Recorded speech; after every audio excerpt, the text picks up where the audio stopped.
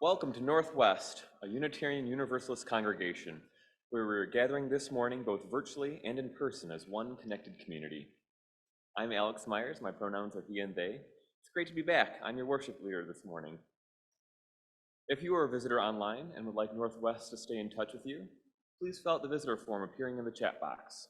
If you're with us in person, you can fill out the visitor sign-in form in the atrium. And now please greet your neighbors with a wave from wherever you are.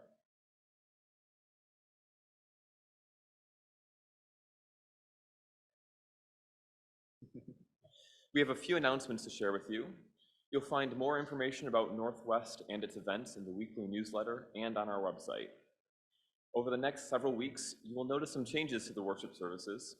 These are not final changes, but rather experimentations to see what works, how things feel, and how we can continue to adapt and change. New ways of doing worship also have an impact for your AV Tech folks to implement those changes on the spot. We welcome your feedback on those changes and encourage you to reach out to the worship arts team to share your thoughts. However, please share your feedback after the service and not during the service with the AV Tech staff and volunteers. Thank you. Out in the atrium, you will find a clipboard with sign-up sheets for our NWUU musicians. If you play an instrument or sing and would like to provide special music for our worship services, please use the sheet to sign up on the appropriate date so our NWUU musician Julie can reach out to you to coordinate. Adore is a monthly gathering to have a dialogue on race and ethnicity. This month's topic is language. Words are powerful. We will delve into the complex topic of language, racism, inclusiveness, and free speech. Everyone is welcome. You can join the conversation either in person or on Zoom next Sunday, February 18th, after the service. There's going to be a teen night in Northwest. It'll be Saturday, February 24th from 5 to 8 p.m. This is going to be for middle and high school youth. Pizza, karaoke, games, and more.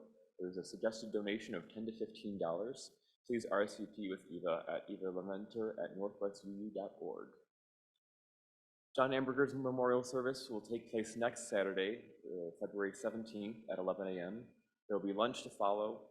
The Zoom link can be found in the newsletter and on the church website. And finally, the Northwest Pagan Group will be meeting this week, but will be online only. Before we begin the prelude, let's all take a deep breath and settle into a time of worship.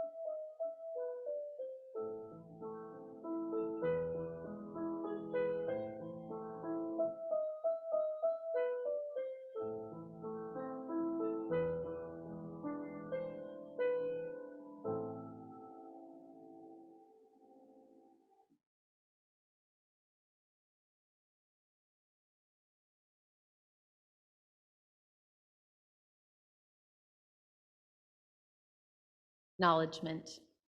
We honor and pay our respects to the land on which we live and work, which was violently stolen through colonialism, genocide, and forced removal of its traditional stewards. These stewards are the Anishinaabe, the Council of the Three Fires, which include the Ottawa, Ojibwe, and Potawatomi, also known as the Ottawa, Chippewa, and Potawatomi tribes.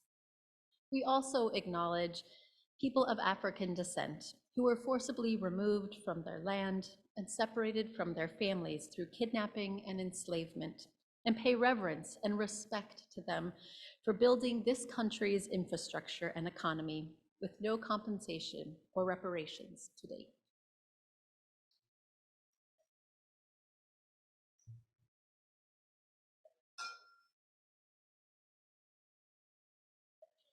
We light our chalice, the symbol of our faith, knowing this morning that many other Unitarian Universalist congregations across this land and around the world are doing the same. May this flame cast its light toward better days, reminding us that the future is not simply a place we are going, but a place we are creating. The path of new possibilities will not be found, but made. The justice we long for does not sit at the end of that inevitable arc. It lies in the bending that is ours to do. A new world is waiting to be built, friends. May our time together light the way. And now you are invited to rise in body or spirit and join me in singing hymn number 203, All Creatures of the Earth and Sky. We will sing verses 1 through 4.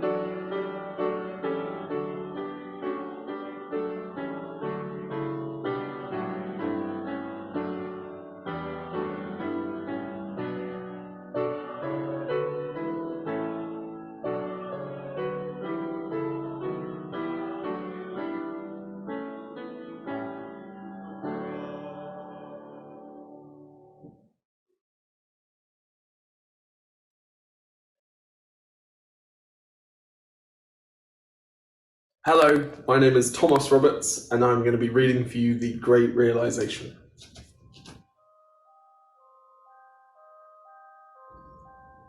Tell me the one about the virus again, then I'll go to bed. But my boy, you're growing weary, sleepy thoughts about your head. Please, that one's my favourite. I promise just once more. Take me back to 2020. That's all I'm asking for. Okay, snuggle down, my boy, though I know you know full well. This story starts before then, in a world I once would dwell. It was a world of waste and wonder, of poverty and plenty, back before we understood why hindsight's 2020. You see, the people came up with companies to trade across all lands, but they swelled and got much bigger than we ever could have planned. We'd always had our wants, but now it got so quick. You could have anything you dreamed of in a day, with a click. We noticed families had stopped talking. That's not to say they never spoke, but the meaning must have melted, and the work-life balance broke. And the children's eyes grew squarer, and every toddler had a phone. They filtered out the imperfections, but amidst the noise, they felt alone. Every day the skies grew thicker, till you couldn't see the stars. So we flew in planes to find them, while down below, we filled our cars. We'd drive around all day in circles. We'd forgotten how to run. We swapped the grass for tarmac, shrunk the parks till there were none. We filled the sea with plastic because our waste was never capped, until each day when you went fishing you'd pull them out, already wrapped. And while we drank and smoked and gambled, our leaders taught us why. It's best to not upset the lobbies, more convenient to die. But then in 2020, a new virus came our way. The governments reacted and told us all to hide away. But while we all were hidden, amidst the fear and all the while, we dusted off our instincts. We remembered how to smile. We started clapping to say thank you and calling up our mums. And while the car keys gathered dust, we would look forward to our runs. And with the skies less full of voyagers, the earth began to breathe, and the beaches bore new wildlife that scuttled off into the seas. Some people started dancing, some were singing, some were baking. We'd grown so used to bad news, but there was good news in the making. Old habits became extinct, and they made way for the new, and every simple act of kindness was now given its due. And so when we found the cure, and were allowed to go outside, we all preferred the world we found to the one we'd left behind. But why did it take a virus to bring the people back together? Well, sometimes you get sick, my boy, before you start feeling better. So lie down and dream of tomorrow, and all the things that we can do, and who knows, if you dream hard enough, maybe some of them will come true. We now call it the Great Realization, and yes, since then there have been many. But that's the story of how it started, and why hindsight's 2020.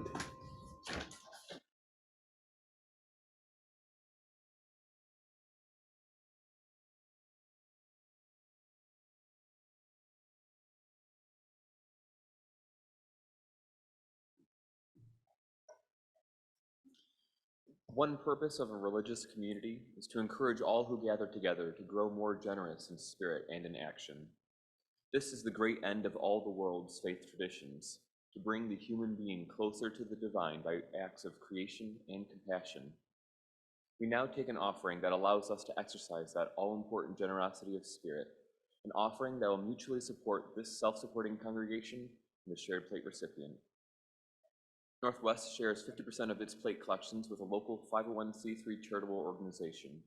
The social justice team has selected the Ruth Ellis Center as our February plate collection recipient. Founded in 1999, Ruth Ellis Center has established a national reputation for quality and innovation in providing trauma-informed services for lesbian, gay, bi-attractional, transgender, and questioning youth and young adults, with an emphasis on young people of color experiencing homelessness, involved in the child welfare system, and/or experiencing barriers to health and well-being. You can donate in a variety of ways that are now visible on your screen. For those here in person, we are passing around a collection basket for checks and cash. We invite you to be generous.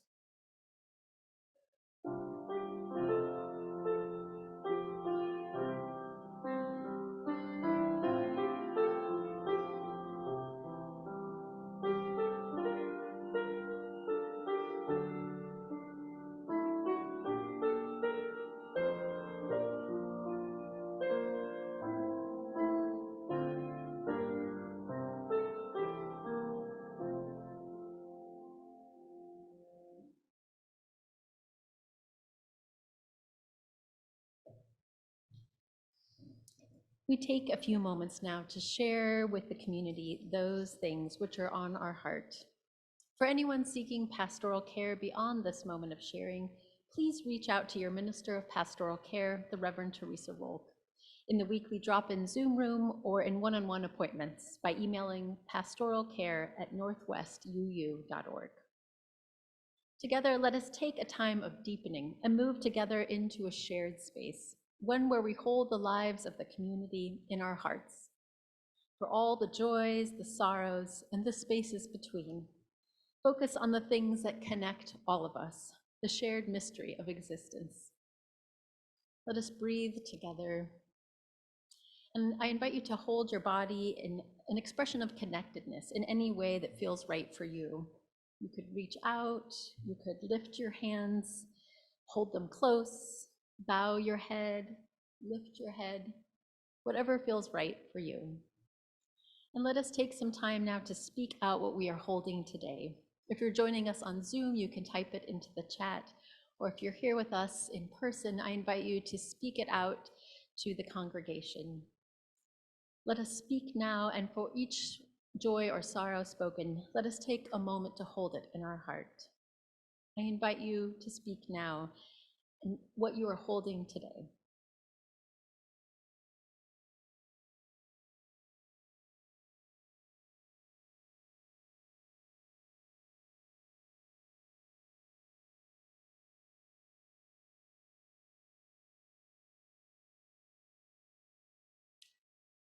If there are no joys or sorrows, let us know that there are many that are left unsaid and held in our heart. So we light a candle for all those unsaid and all those that we are still holding.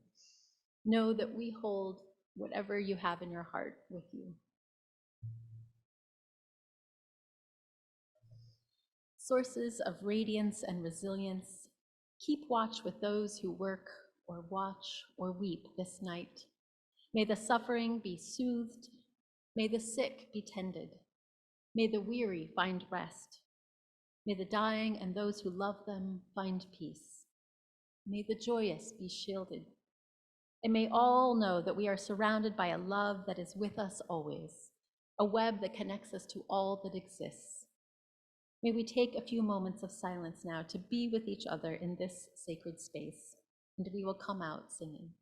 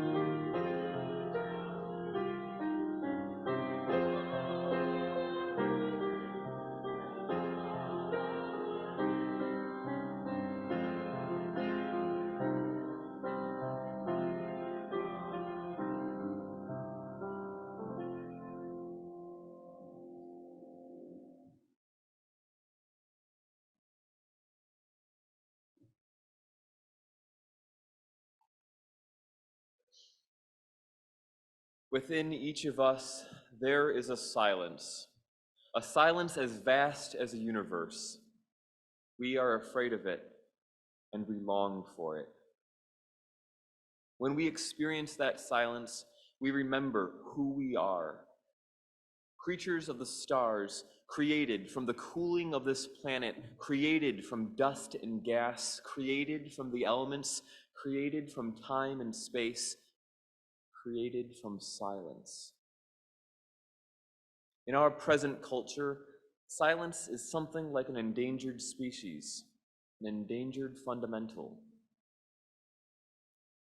The experience of silence is now so rare that we must cultivate it and treasure it. This is especially true for shared silence. Sharing silence is, in fact, a political act. When we can stand aside from the usual and perceive the fundamental, change begins to happen. Our lives align with deeper values, and the lives of others are touched and influenced. Silence brings us back to basics, to our senses, to ourselves. It locates us. Without that return, we can go so far away from our true natures that we end up quite literally beside ourselves. We endanger the delicate balance which sustains our lives, our communities, and our planet. Each of us can make a difference.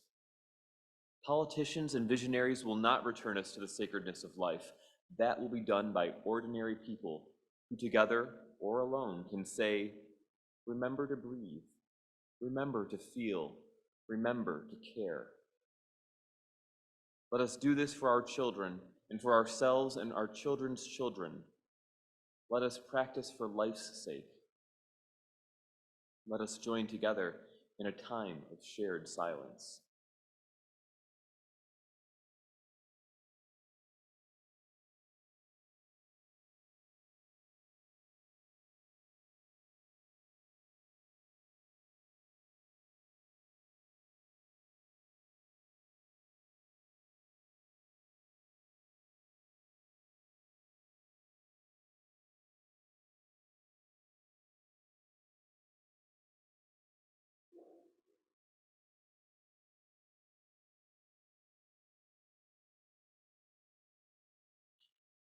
You are invited to rise in body or spirit and join me in singing hymn number 125 from The Crush of Wealth and Power.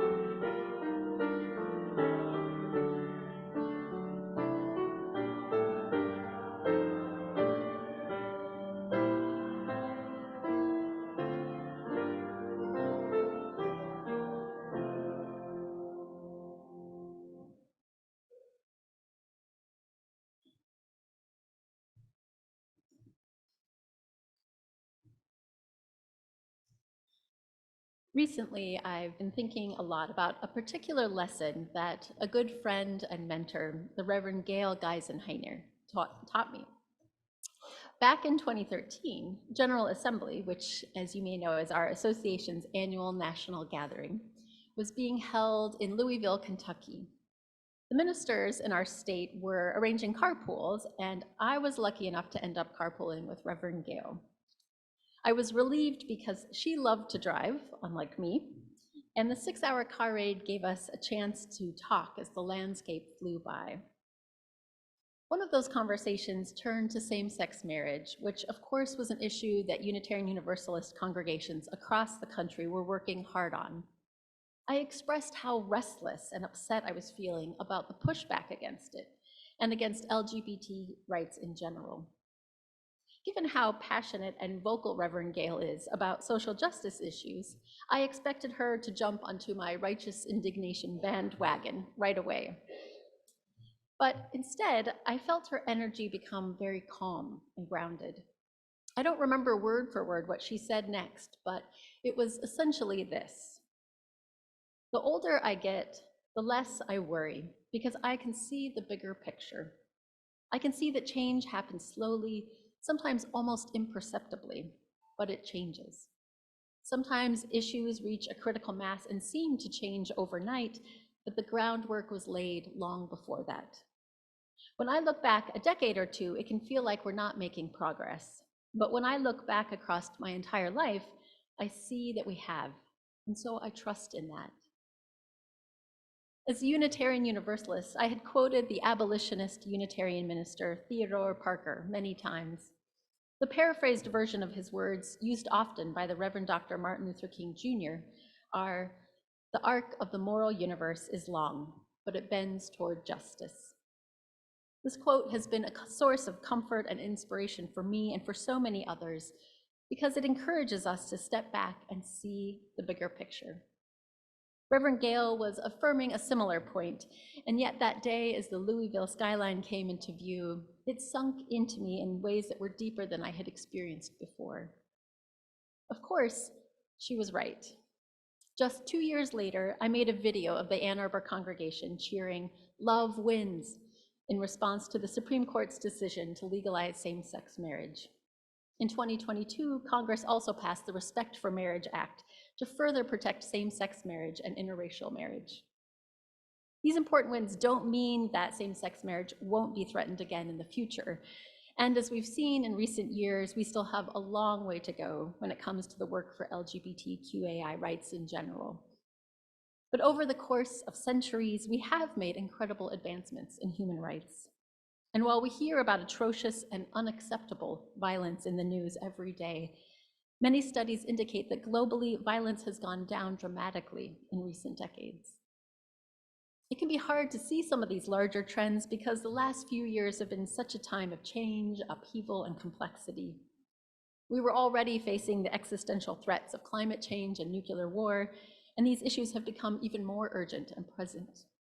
And layered on top of them is the threat of pandemics, the rise of authoritarianism, increased polarization, war in Ukraine and the Middle East, threats to democracy, the list goes on and on.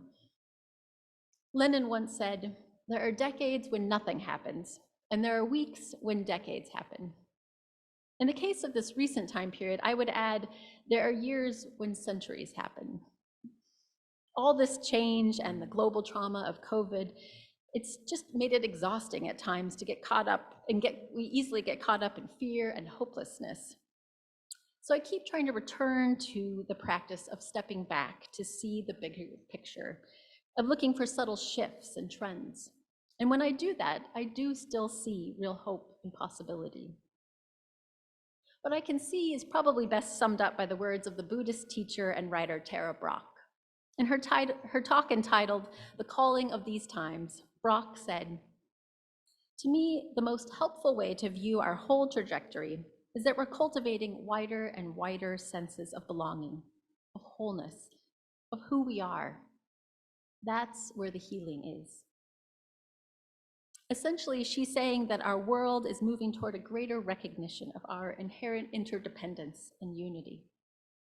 Drawing on her Buddhist tradition, she calls this awakening to love. This awakening, in turn, is fostering more connection and collaboration with each other and with the earth itself, which of course is necessary if we're going to save our species. As Unitarian Universalists, we affirm the importance of this idea, We lift it up in our seventh principle and in our social justice work. And yet, how can we square her quiet confidence that we're moving in that direction with the environmental degradation and polarization that we see all around us every day? I do think it's important to recognize that while some people are moving toward a sense of greater connection, there are still many people who feel separate and afraid. In this state of fear, they are susceptible to ideologies that offer the illusion of power and safety. They're also susceptible to acting out with hatred and violence. Of course, those of us who are committed to compassion and justice get caught up in fear and reactivity too. We don't always bring our best selves. That's just human nature. But when fear isn't getting the best of us, there are many ways that we are creating wider, healthier connections with ourselves and with each other. For example, in recent years, people have started better understanding and opening up about their mental health struggles. Celebrities and even royalty like Prince Harry have talked candidly about what they're going through, giving a public voice to a widespread but often silent experience.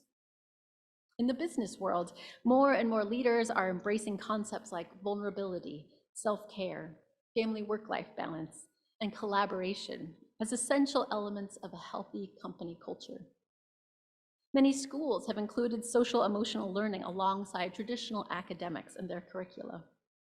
Several schools now also have classes and extracurricular activities focused on things like meditation, yoga, social justice work, spending time in nature, and mental health. While some bemoan the loss of traditional family values, non-traditional families, which is to say the statistical majority of families, are finally starting to be recognized and celebrated in everything from greeting cards to diaper commercials. People are also starting to recognize that sometimes family and romantic relationships are unhealthy and need to be changed or ended. More and more research is being done on the effects of trauma, including the ways that trauma can be passed down from one generation to the next in families. So people are committing themselves to healing these traumas and ending toxic patterns through therapy, body work, support groups, and more. Although pop culture often gets a bad rap, I think it's an important place to look for some positive trends as well. When I look at pop culture right now, I think it's significant that people like Meghan Trainor, a singer known for her light, fun, danceable songs, released a song in the last few years called Bad for Me, which talks about being in therapy and ending a toxic relationship with a family member. I think it's important that the hosts of a fantasy football podcast talk openly about how important it is for men to go to therapy and talk about their own experiences in therapy. I think it's significant that the popular Netflix TV show called Made explores both physical and emotional domestic abuse. I think it's significant that social media is filled with countless experts, as well as everyday people, talking about things like boundaries, healthy communication and attachment, empathy, and self-compassion. Speaking of social media, I do recognize that we are in the midst of a very real global epidemic of loneliness, and social media can exacerbate that. It can also be used to create echo chambers, stoke hatred, and spread misinformation. But as the COVID shutdown taught us, social media and other online tools can connect us in creative new ways as well. Even before the shutdown, people were using online tools to create global community that we never could have imagined, even 50 years ago. For example, my sons have a rare genetic condition called albinism, and the people I know with albinism who were born before the internet often faced bullying, isolation, and lack of access to accurate medical information. People in the albinism community still struggle with these things, of course, but we're also able to lean on each other for support and use public platforms to educate each other and the wider public.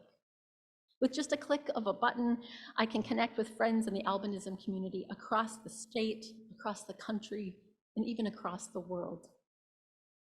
Another example is the way that people, especially young people, are using social media to celebrate their diverse perspectives and make new connections. On any given day when I get on Instagram, I might see a post from a young Maori man in New Zealand teaching Te Reo Maori the traditional language through his videos. Or I might see a post from a young Inuk woman practicing traditional throat singing with her mother. Or I might see a post from the young professional ice skater in Montreal who identifies as Russian, Ghanaian, and Canadian, and who uses ice skating videos to challenge traditional ideas about race and gender. Those perspectives and so many more change and expand me every day in ways that weren't possible before social media.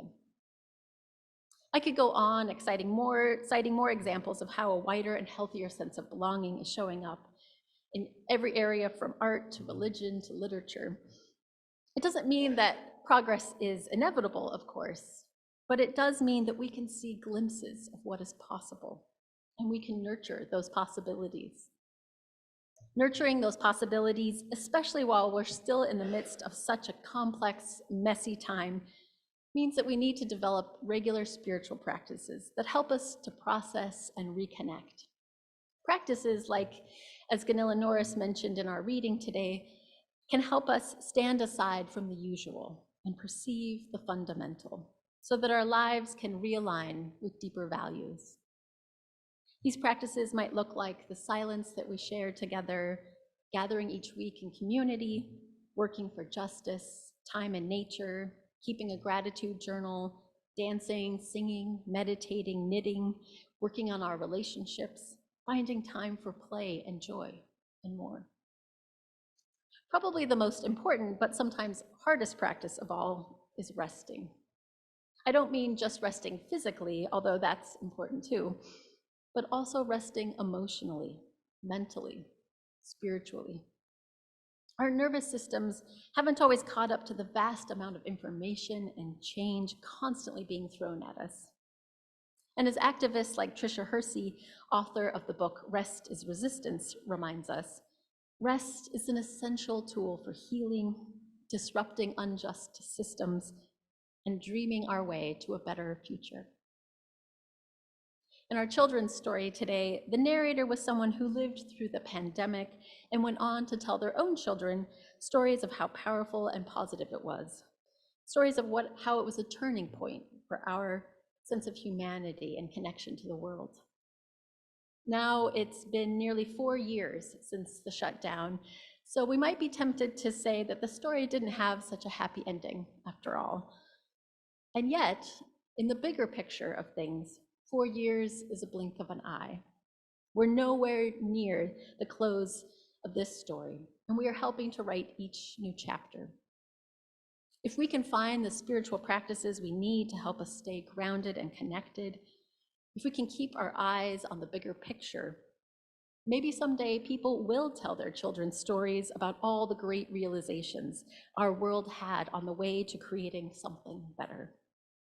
It may not come in our lifetime, but we can do our part to nurture something more beautiful and more whole. As Gunilla Norris puts it, remember to breathe, remember to feel, remember to care. Let us do this for our children and ourselves and our children's children. Let us practice for life's sake. May it be so, and blessed be. I invite you to rise now in body or spirit and join us in singing hymn number 121.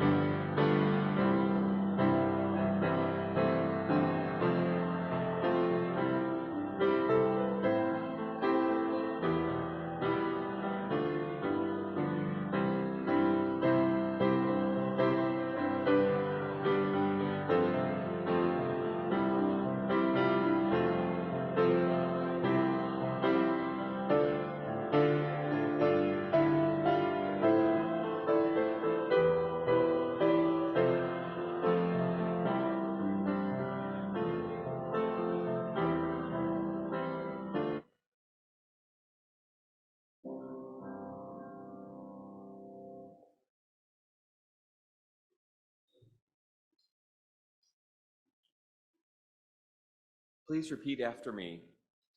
We extinguish this flame, but not the light of hope. The warmth of community, or the fire of commitment. These we carry in our hearts until we are together again.